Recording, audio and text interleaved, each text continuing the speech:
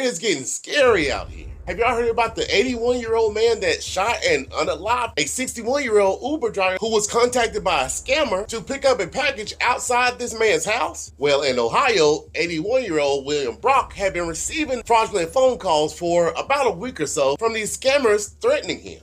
Then, on March 25th, 2024, around 11:25 in the morning, he had just got off the phone with the scammer when 61-year-old Loletha Hall knocked or rung his doorbell. Letha, who was an Uber driver, was contacted by the alleged scammer, was told to go to William's home to pick up this package. Once William comes to the door, she tells him that she was with Uber and was there to pick up a package. William immediately becomes defensive and whips out his pistol and demands Letha to identify herself and tell him the truth about who actually sent her. Letha, who was oblivious to everything, tells him that she works for Uber and they sent her to pick up this package. Scared out of her mind, Letha begins backing away from the door while William continued to point the gun at her. Now, with all this going on, to try to keep William calm, she slowly backs away to her car to try to get in it, but William takes her cell phone to try to prevent her from leaving. But when he seen that wasn't stopping her, he shot her in the leg.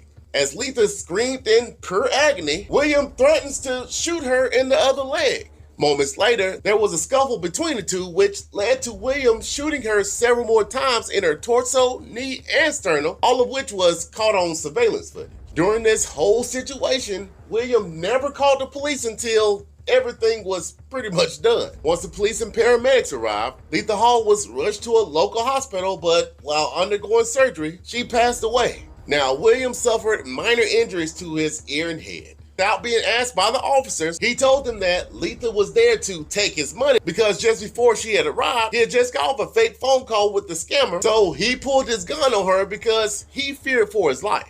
He stated Letha attacked him by slamming his head into the door of her car. Then, that's when she got in her car to try to leave. He told the officers that he didn't want to shoot her, but thinking that she was going to get a gun, he shot her again. 81-year-old William Brock was being charged with murder because not only did he not try to call the police first, but when Letha came to the door, she just asked for the package and didn't show any threats anytime during this encounter towards him. As of today, he posted a $200,000 bond, but could face further charges after the incident is investigated further.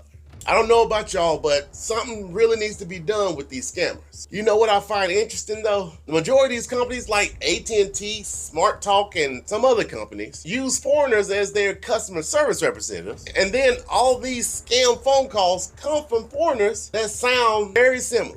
Does that make sense to y'all? I don't know what's going on, but we have to put a stop to this because this is becoming very dangerous. Think about if this was your mother, grandmother, or hell, any of your family members. But regardless, I am so sorry for the families who have been affected by this incident, and I want to send my sincere condolences.